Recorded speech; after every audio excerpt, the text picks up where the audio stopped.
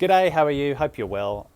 This is a follow-up video to a recent blog that I did on the website. So if you want to at any point, head to www.scottgoodingproject.com, and there's a recent blog that I talk about what to do to get into ketosis.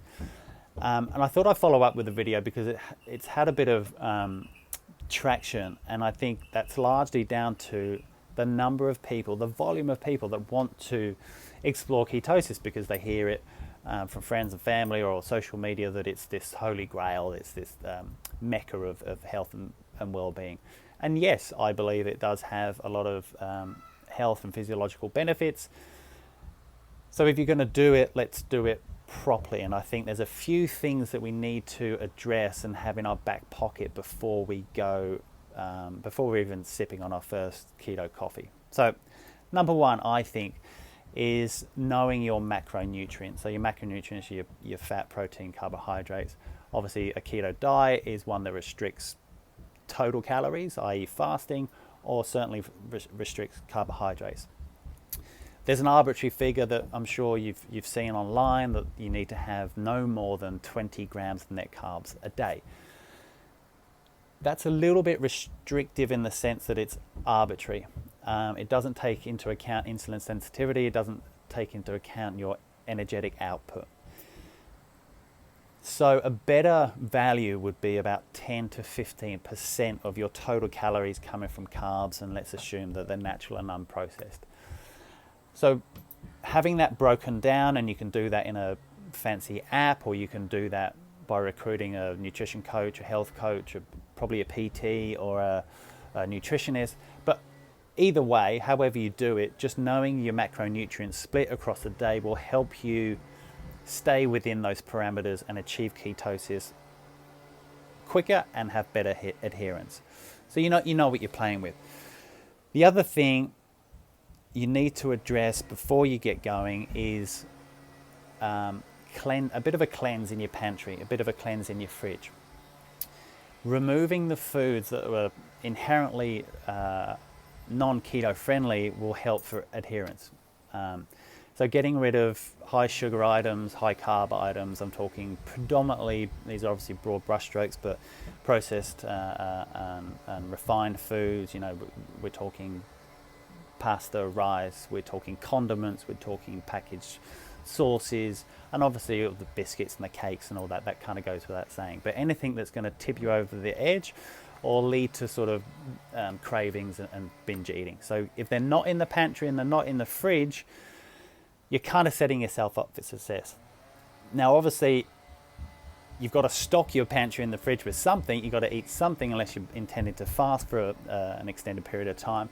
So let's put in a lot of natural and unprocessed foods. Those are the things that are obviously going to be nutrient dense and be more healthful long term, but they're also the foods that will also help to promote ketosis as well.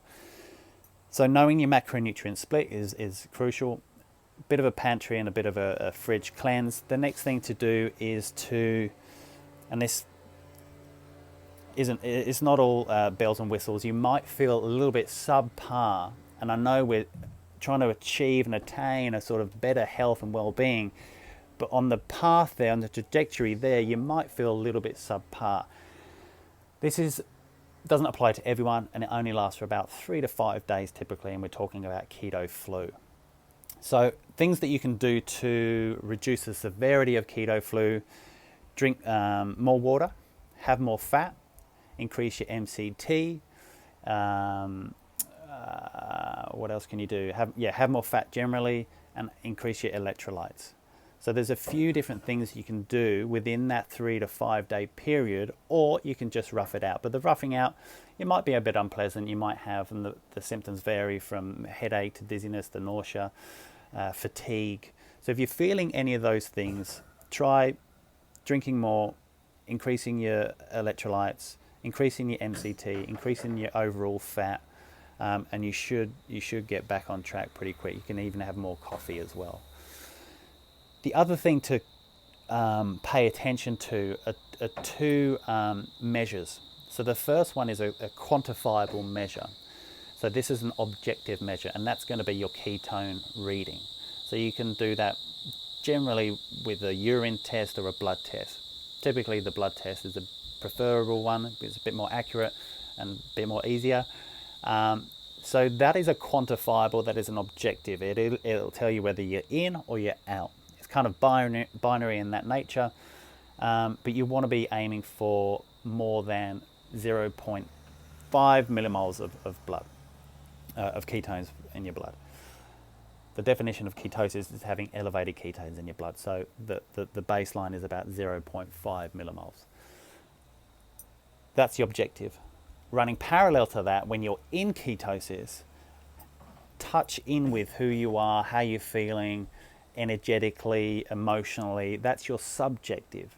Now this is going to pay dividends in the long run, because the more time you spend in ketosis, because you've checked your quantifiable, you checked your objective measure, the easier it will be. You'll get a point where you can just rely on the subjective, because you know inherently the foods that you're eating, you know inherently the macronutrients you should be eating across the day, and you'll get a sense, you'll get a feeling of what it is to be when you're in ketosis. So that's your subjective. So start off with the objective.